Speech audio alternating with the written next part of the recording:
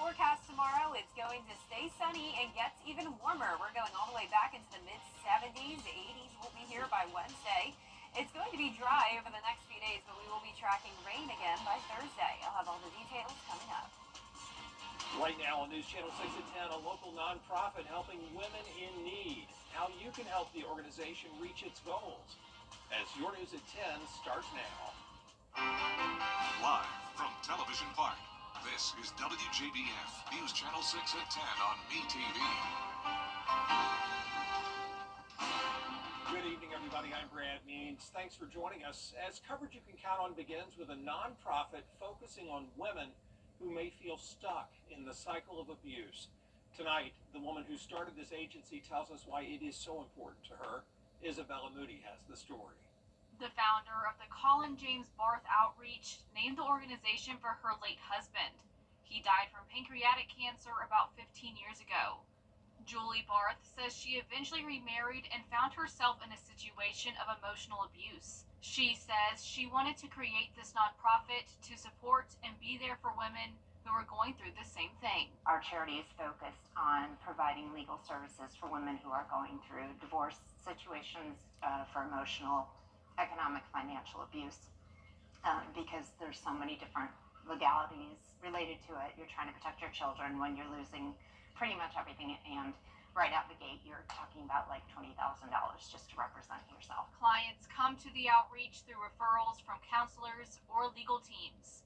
If you know someone who needs help, you could reach out. They are also interested in mentoring programs in the future. It's hard to be a woman right now. You know, you're in 20 different spots. You're trying to do 80 different things. You don't want to ask for help.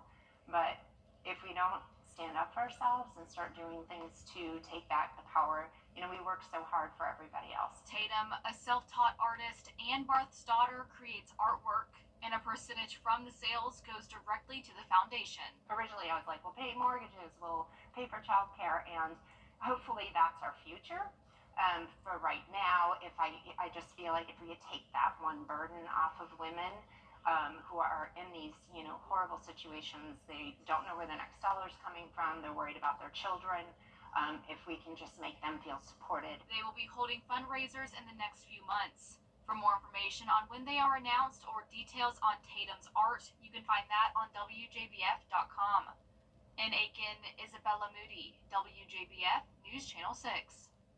South Carolina lawmakers looking to protect children from abuse. There's a bill that would increase the age of protection in homicide by child abuse cases from 11 years old up to 18. Solicitor David Stumbo prosecuted a case last year. He says this law could have helped him. It was about a 12-year-old who suffered medical neglect over a long period, but the current rules, he says, did not protect her. They didn't feed her properly.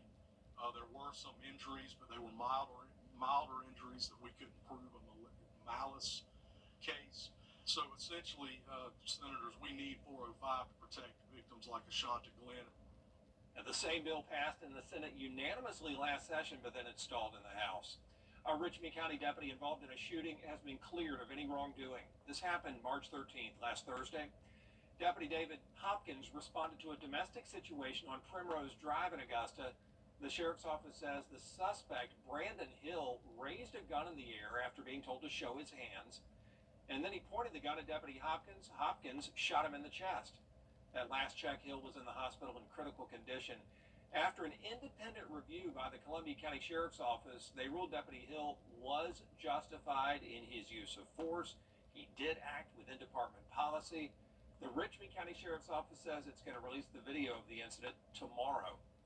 The opioid crisis is hitting the nation and Aiken County hard, but a new plan could help. The Opioid Abatement Community Action Plan expands treatment, prevention, and recovery programs. The Aiken Center putting it together with local leaders and health experts. It has all sorts of resources, more detox and sober living options, opioid education in schools, even peer support in jails. So they walk the walk, and they're able to work with the individuals at the detention center to help them find resources, so when they're out of the detention center, they can break the cycle and start to find a life of recovery. The City Council reviewing the plan now. If approved, the project would be paid for by the South Carolina Opioid Recovery Fund. that money coming from pharmaceutical settlements. Several people sent to the hospital after a crash in Richmond County. It was about 3 o'clock this afternoon on Deans Bridge Road at the landfill entrance. Investigators say a pickup turned into the path of an oncoming SUV. All involved parties have been taken to the hospital. No word yet on their conditions. It is time now for our first look at the weather, and for that, let's check in with our chief meteorologist, Jenna Petracci. Jenna? Well, it's been a nice St. Patrick's Day for us. Finally back to sunshine after the storms we had yesterday. Early Sunday morning, meteorologist Sherry Shealy and I were tracking several severe thunderstorm warnings and even 5 tornado warnings. Thank goodness many of those tornado warnings did not end up becoming confirmed. You can see here, these are all the storm reports from the event on Sunday morning. We had a flood report in southwestern Burke County. That's where there was a swath of 2 to 4 inches of rainfall. Several trees down around Burke County and up towards Barnwell County as well. And we now have 2 confirmed tornadoes. This just came through a few hours ago. The National Weather Service out of Columbia was surveying the damage today and came to the conclusion that we had 1 tornado along the border of Burke and Barnwell counties. This is just to the east of Girard. And this is now confirmed as an EF0, peak winds at 80 miles per hour. Now, this fell apart once it crossed the Savannah River, but then another tornado touched ground, and this was in between Barnwell and Snelling near the Sweetwater community, and that was also an EF0 with peak winds up to 80 miles per hour. And I want to thank Barry and Penny Langford for sending in this photo from their backyard. That's what helped confirm that that was a tornado that came through. Now, we also had a tornado warning down in Emmanuel County right through downtown, but luckily that did not become confirmed. Here's a look now at our Terry Lambert Hyundai Skyview cam in Swainsboro.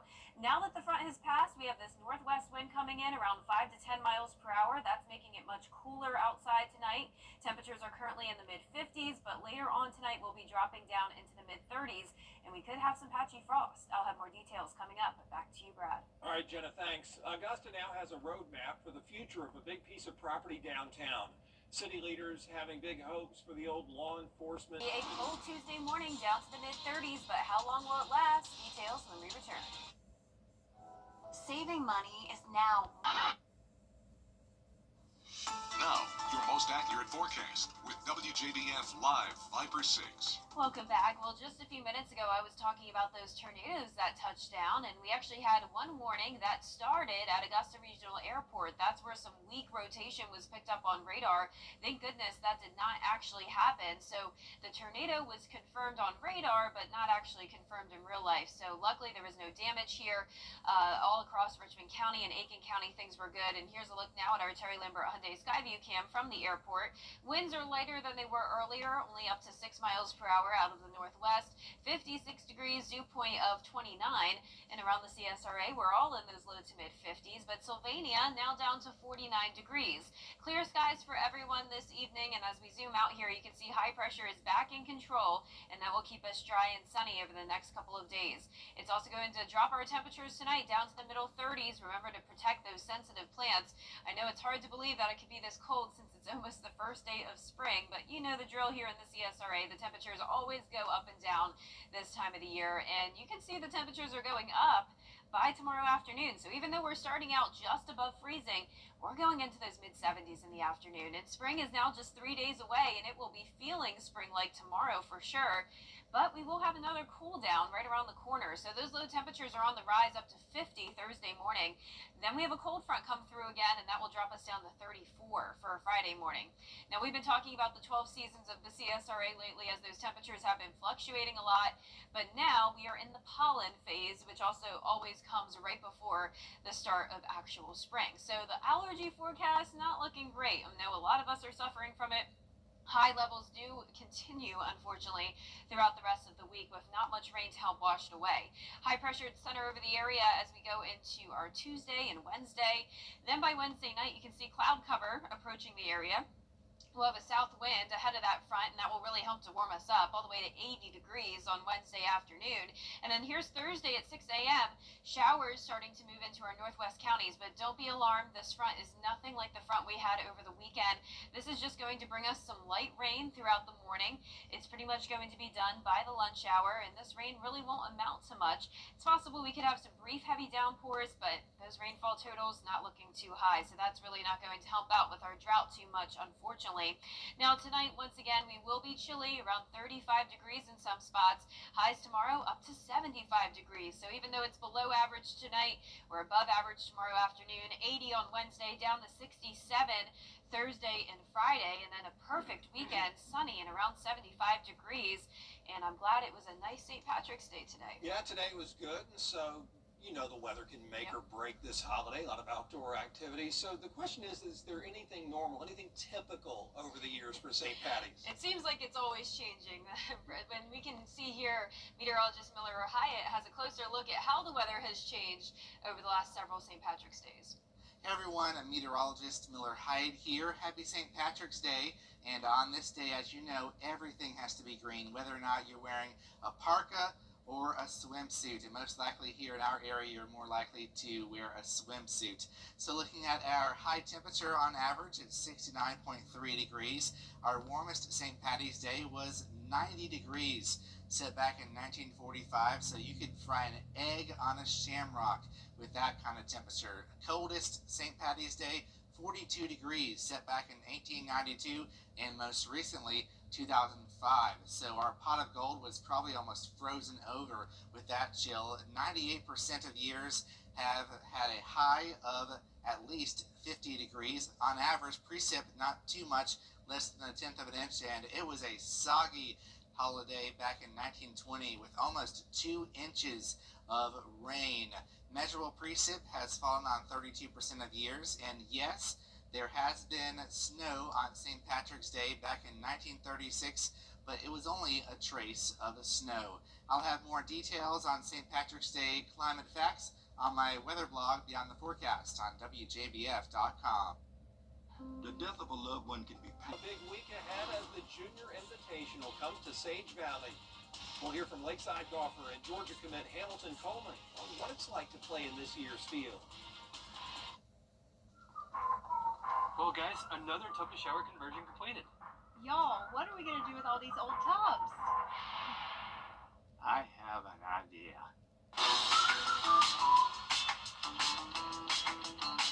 Join the Bathfitter family today with 0% interest finance for 24 months. How many more tub mobiles does Dad can have us build? Call Bathfitter today for your free in-home estimate. a drug destroying a general. Now, WJBF sports coverage you can count on. The Junior Invitational at the Sage Valley Golf Club began player practice rounds Monday morning, including a par 3 competition. The Invitational is recognized as the most prestigious event in junior golf. It welcomes the best golfers from around the world, 36 boys and 24 girls, all competing at the same time, providing a unique opportunity to room and bond with one another throughout the week. Now, the challenging course plays over 7,000 yards from its championship tees, and Lakeside golfer and Georgia commit Hamilton Coleman is participating in the tournament. The junior players champion is also rooming with Charlie Woods this week, son of 15-time major champion Tiger Woods. Also in the field is reigning girls junior invitational champion Astris Talley and boys champion Giovanni Danielle. It's definitely cool knowing that I'm right here with them. It kind of gives me a little boost of confidence knowing that I can compete here. And yeah, it's also, you have to respect your competition and understand how much it takes to win something like this. The first round of tournament play begins Wednesday at 9:30 a.m. with the final round on Saturday. And staying in golf, the Players' Championship concluded on Monday. Rory McIlroy took home the trophy, edging out J.J. Spaun in a tie-breaking playoff. It marks his second Players' Championship victory in his career as he won his first one back in 2019. McIlroy took home $4.5 million of the $25 million purse. The Ireland native will carry his momentum into the 2025 Masters Tournament. And March Madness is in full swing with Georgia and Clemson clinching spots in the NCAA tournament. The South Carolina women clinched the #1 seed in the Birmingham Regional, making it their 13th straight appearance in the Big Dance. The 20 and 12 Dogs are going dancing for the first time in a decade. They're the number 9 seed in the Midwest region, taking on the 8 seed Gonzaga. They'll tip off Thursday in Wichita, Kansas at 4:35 p.m. Then the 27-6 Clemson Tigers are coming in as the 5 seed, also in the Midwest region, taking on 12 seed McNeese State in Providence, Rhode Island. The Tigers coming off a semifinals loss to Louisville in the ACC tournament. Then the reigning national champions, the South Carolina Gamecocks, host the first and second round games, playing 16 seed Tennessee Tech. South Carolina won their 8th SEC regular season and conference tournament titles, and they're playing their best basketball just at the right time. Players are where they need to be. They're in, better headspace. I think they are playing the best that they've played all season long, and not just individually and collectively. So that's always a great thing when and they're practicing, with a certain level of focus. So excited that I get to coach them. Tip-off set for Friday, 4 p.m. on ESPN at Colonial Life Arena. And in college baseball, Clemson's Aiden Knack was named the ACC Pitcher of the Week, his 3rd honor in his career. The sophomore tossed 7 scoreless innings and a career-high 12 strikeouts in their 2-1 win against Notre Dame. He's 3-0 with a 3.86 ERA over 5 starts. Brad, back to you. All right, thanks a lot, Gianna. We appreciate it. Still ahead, a special day of celebration in the CSRA. We'll take you to the parade as News Channel 6 at 10 continues.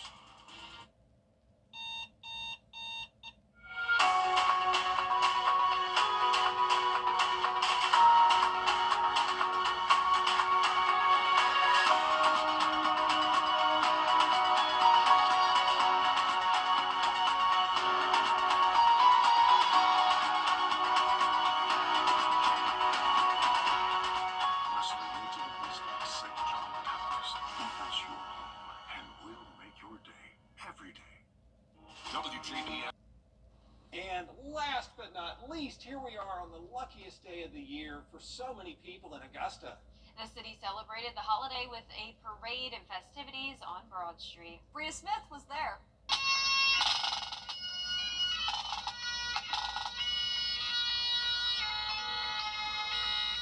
The St. Patrick's celebration has been celebrated for possibly 200 years, in this country by the Irish people that came over here and now their descendants. Mark Hollingsworth is a member of the Irish American Heritage Society here in Augusta. Before his time in Augusta, Hollingsworth tells me he's experienced St. Patrick's Day celebrations, but nothing like this. Augusta does it right. Augusta is the biggest St. Patrick's Day celebration that I've ever been a part of. It's so big, Shauna O'Neill Sutphin and her husband Joseph say they invite their whole family. Happy St. Patrick's Day! Even when we weren't participating in the parade when I was a child, we would come to the parade. So when we became older, we just decided as a family to do this. We've been doing it over 30 years.